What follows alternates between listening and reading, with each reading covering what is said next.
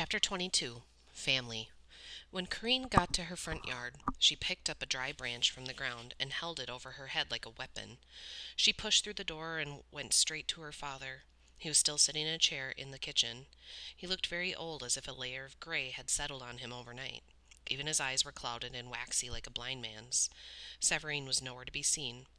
Corrine dropped the branch and ran back outside. She picked an orange and went back in to slice it open and squeeze some of the juice onto her father's parched lips. His tongue flicked out and licked some of it. As soon as he did, the clouds began to part from his eyes. Corrine gave him some more. Pierre's eyes darted around the room. Finally, they settled on his daughter. Corrine? Yes, Papa, Corrine said, relieved. His eyes were soft like she had always known them to be, but in an instant they turned hard with fear. Corrine, run! Corrine jumped out of the way just as a heavy wooden rolling pin crashed down on the arm of the chair, right where she had been just a moment before. Pieces of the chair splintered onto the floor. Corrine grabbed for her branch, but Severine kicked it away. Corrine looked back to her father, but the clouds over his eyes had returned. He saw nothing. Even though Severine stood in the shadows, there was enough light coming through one of the windows that Corrine could see her even more clearly than she had the day before. Severine's skin looked dry and shriveled, like old tree bark under a layer of downy brown hair. She had grown thin and so long that she had to hunch so she wouldn't hit the ceiling. Her eyes were huge and gaunt face and shiny with yellow light. Now the green cloth that covered her body barely reached her knees and hung in gaping panels. Two thin legs with bare feet and toes like scraggly roots stretched out beneath her. Severine was not a la diablesse.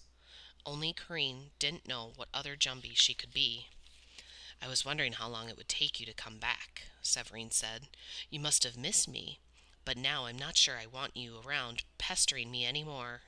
You're a lot of trouble. When you trouble, comes troubling you, Corrine said, and you came to us. Ah ha ha, Severine shook a finger at Corrine. What you don't know, little girl, could fill up the entire ocean. I was here first. This is my island. People came to me, sailing on the ocean in ships filled to the brim with people. I destroyed all the ships, and I should have made sure that all of you drowned in the sea, but I was stupid. I allowed too many of you to swim ashore. That was a mistake. As Severine moved around the room, she carefully avoided the few shafts of light that came through the window. Corrine felt fear flare up in her again and eyed the big iron skillet on the counter. She began to inch towards it. She hoped that Severine would not notice. Why did you let them come then? Corrine asked, her voice trembling. If you didn't want them to live here, why did you allow it? She moved steadily along the counter as she spoke. I had a sister. She pitied people. She went inside the ships and saw that some of the people were chained below. She helped them escape and swim to the island while I dealt with the others. If I had seen what she was doing, I would have stopped her. Chains? Yes. Didn't you know that? Severine laughed. Is there anything you do know? Some of the people chained up others and left them to rot in the bottom of their ships. My sister felt sorry for them. I never did. You're terrible. Corrine struggled to find a word to describe the creature in front of her. You know what I am? Say it. Say what they call me. Jumbie. Yes, that's it. I didn't like pretending to be human, but my sister did. She pretended often so she could spend time with people. Then she must have started to believe she was human because she did the most stupid human thing of all. She fell in love with your father. Severine's eyes pierced Corrine. Corine's muscles went slack. She stood motionless just a few inches from the skillet. It couldn't be true. She looked at her papa, at Severine, at the house her mama had helped her make. Her throat was dry. She couldn't speak. I should have known not to let, what did your kind call her? Nicole? Go among people? Severine was saying, they're infectious little parasites, and she was too good for them. She lowered herself to be with the likes of your father, and then what happened to her? Where is she now? Corrine found her voice. It was raspy and soft. What are you talking about? Severine crouched down so that her eyes were at the same level as Corine's. Your mother lied to your father about who she was. At first I thought her pretending was a good thing. She would lie to the humans, gain their trust, perhaps recruit some of them to our side. But all she stole was his heart, and in the end, he stole her life. That is why it's better to be who you are. Better to stay with your own kind. Severine looked Corrine up and down. If you know who your kind is, she smiled. It was almost gentle. I thought I had lost my family, but look, here we are all together at last. You're a liar. I am no family of yours. Corrine reached behind her and found the handle of the skillet. She raised it over her head and grunted as she pelted it towards the jumbie. Severine caught it easily and put it down on the table. She shook her head. Is that any way to treat your auntie? She asked. Stop saying that. You are not my family. Corrine screamed. No? I am your mother's sister, your precious mother who loved you so much that she chose to give up her own life. Yes, that is what living among humans does to us. It kills us, Severine said. She didn't. She didn't choose to leave us. She was sick. Papa said so. She would never. Your precious papa had no idea who his wife was, did you, Pierre? Severine moved to him and shook his head for him. No? There. That's straight from the Jumbie's mouth. My papa is not a Jumbie. Severine looked at Pierre. Not yet, she said, but soon he will be. Corrine rammed into Severine, clawing and slapping and kicking her as hard as she could. Severine held out one long wiggly hand and easily held Corrine away from her body. She laughed again. You're more like me than you think, little girl, so I'm going to give you a chance to join your real family. Your father's already on our side. You can come too. You must have known that you were better than the other children, Severine said. Who among them can climb trees as quickly as you? Who among them could chase an animal into the forest and catch it? Who among them could see a jumbie looking at them from the shadows of the forest and make it out alive? You are part of the island. That is why you're so comfortable on it. Severine pulled herself up to her full height. Her head bumped the ceiling. She stretched out. Her arms and face hardened like tree bark. The hair on her skin bristled. Severine's eyes flashed with anger, and Corrine noticed that the shape of them was so similar to her mother's. Corrine felt numb. Her hand went up to her necklace, and she fingered the stone's smooth face. I was the one you saw the day in the forest, Severine said. I followed you out. Then you and your father led me to my very own sister. Thank you for that. I might never have found her, and I had no idea that you even existed. She stepped forward and grabbed Corrine's chin in her dry, rough hands. Corrine tried to pull away, but Severine's grip grew tighter. Now I know I can live in the world with people. She found the way, but she was weak. I'm stronger. I can take my time to turn all the people on the island. I can make this island what it once was. We can all be one kind, one family. Corrine squirmed under Severine's hand and felt sick to her stomach at the thought of an island filled with jumbies. She reached behind her again, looking for something else to protect her. There was nothing. We can be the first family, Corrine. I will be your new mother, and every creature on this island will be under our spell. If you come willingly, you will lose nothing. You will have your own thoughts, your own will. You can do as you wish, and you will be powerful. We will both be powerful together. As a family, no one will be able to stop us. Imagine being able to do anything you want. Severine's eyes glistened with greed at the thought of, and Corrine trembled. But if you refuse to join me, Severine said as her muscles and her hands tightened even more, you will be a mindless drone just like the rest of them, just like your father will be soon. It will be a shame for me to lose all of your wonderful talent. Severine stopped herself. In that moment, Severine's eyes widened with shock as if she had let something slip. But she took a breath and her face returned to its previous sneer. I will get rid of you if I have to. I don't care if you are my own sister's child. Corrine's skin prickled and her heart thrummed. She tried to make her face look as if she was thinking hard. I could do anything, she said softly. Severine's grip loosened. Yes, you could. You're like your mother. Like me, you have far more abilities than you can even imagine. Corrine moved away from the Jumbie's hand. Like what?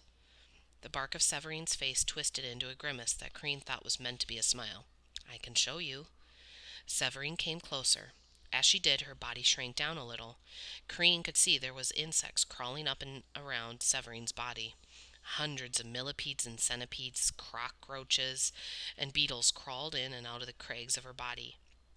They dashed in and out of the fine fur and bored their way through her chest, so that Corrine could see straight through it like an old rotten tree. Corine's stomach turned, but she tried not to show it. Instead, she backed up towards one of the windows. Sometimes the others would make fun of me because I was faster than they were, Corrine said. They were jealous. I always felt alone when my father was out on the sea. You'll never have to feel alone again. Corrine was right up against the window now. She waited. Severine was almost back down to her usual size. Her green dress skimmed just above her ankles. The holes in her skin began to close. A few insects crawled beneath the surface of her skin. Just a little bit more, Corrine thought. Will it be like having a mother again? Corrine asked. She looked steadily at Severine. The Jumbies' face had arranged into something that looked close to joy. A muddy tear trickled down her face and became a large millipede that crawled into the crack in her neck and out again through a hole under her arm. Corrine felt her face twist in disgust. Severine stopped in her tracks and narrowed her eyes at Corrine. Then she looked at where Corrine was standing. "Get away from the window," she said. Corrine pretended not to understand. "What do you mean?" She pressed her fingers against the shutter and got ready to fling it open. "Get away from the window!" Severine screamed and lunged for Corrine. Corrine jumped out of the way and swung the window open in one movement. The light hit Severine full in the face, and she clattered to the floor like a pile of firewood as she tried to avoid it. Severine pulled back up to her full height, towering over Corrine. Insects crawled in a frenzy up and around her body. "Fine, you will be just like him soon," Severine said, pointing to Pierre. "It would have been nice to show you how to use your gifts. Nicole would have liked that.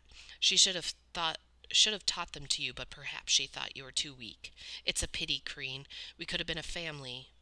Corrine did not like the way Severine said her mother's name, like it was a revolting taste on her tongue. "I'm not your family. My mama was nothing like you. Everyone loved her. She was lovely and kind. She was a Jumbie, Corrine, same as me. And she lied to everyone. Everyone who loved her had no idea who she was, so you chose your side wisely." Still shaking, Corrine took a deep breath and tried to sound strong. "I'll fight you," she said, but her voice cracked. "You're very much like them," Severine said. "Ungrateful. My sister saved their kind. She took off their chains and brought them to the island, and how did they repay her? By forgetting. In mere days they started to cut down our trees to build their own homes. Then they set fire to our forest to make space to grow their food. A few years later they told their children that we were monsters and tried to get rid of us. But now it's our time to turn things back. The people will become Jumbies like us, or they will die. And your mother isn't here to convince me otherwise. We will not let you," Corrine said in a more determined voice. Severine shrugged. "Then your fate will be worse than his," she pointed to Pierre.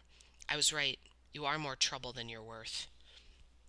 Corrine grabbed her father around the waist and tried to hoist him out of the chair. He was much too large and heavy, and then both fell on the floor. She got up and began to pull him away, but Severine grabbed his other hand and pulled Pierre back into his chair. Then she picked Corrine up by the neck. Corrine struggled and kicked at the air, and Severine's fingers began to squeeze tighter and tighter around her neck. Suddenly, Severine's eyes grew wide. She dropped Corrine and looked at her palm. A small oval was burned into it, the same shape and size of the stone on Corrine's necklace. Severine stepped back with a look of fear on her face. Corrine rose to her feet, ripped off her necklace, and held it in front of Severine, trying to drive her out of the house. But it was not enough. Severine caught her by the wrist and twisted her hand around until Corrine was forced to drop the necklace onto the floor. Then Severine dragged Corrine to the front door and flung her outside. She landed with a thud at the bottom of the orange tree her mamma had planted. Corrine wiped away some tears which fell on the soil above Mrs. Rotzing's sorry silk. Just then the brothers and Drew arrived, gasping to catch their breaths from running. They hurried to help Corrine. Severine stood in the shade of the porch and held out the necklace by its string, unbothered by Drew and the boys. "You see, Corrine, I have your father, and now I have your mother, too. The time of people is over. It's my time again." Her wicked laugh echoed off the trees. "I will show you whose house this is." Then Severine muttered something in a strange language. Immediately the ground began to shake beneath them. Long ropes of green broke out of the earth. growing in every direction and sprouting bright orange thorns that glistened with a thick, foul-smelling liquid. Pookie put his hands over his nose and mouth. "It smells like something rotten." Corrine grabbed the back of his shirt and Drew's hand as she scrambled out of the way.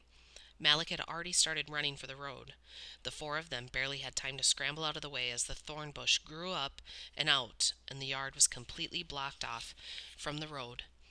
There they stood and watched the thick vine wind its way around the entire house, even covering it overhead. Drew moved forward to get a better look. "No!" Corrine shouted, just as a vine swung out. Malik pulled Drew out of the way of the vine as it whipped the air when her face had just been. A bird flew out of the house. Another vine lashed out and smacked the bird, which dropped to the ground in front of them. The four quickly backed away from the dead animal. "What did I tell you, brother?" Buki said. "Didn't I say she needed a plan?" Malik nodded. Green stared as thoughts raced through her head about her father sitting like an empty shell inside the house. Severine being her mother's sister. The way Severine had been burned by the stone necklace.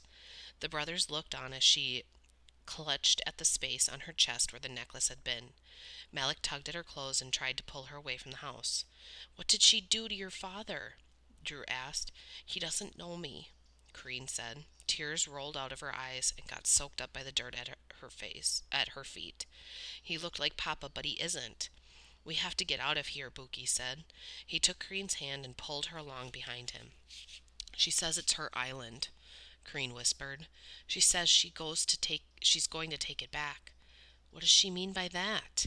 Drew asked. "Corrine?" Corrine stopped and looked at her friends gravely. "It means we have to fight."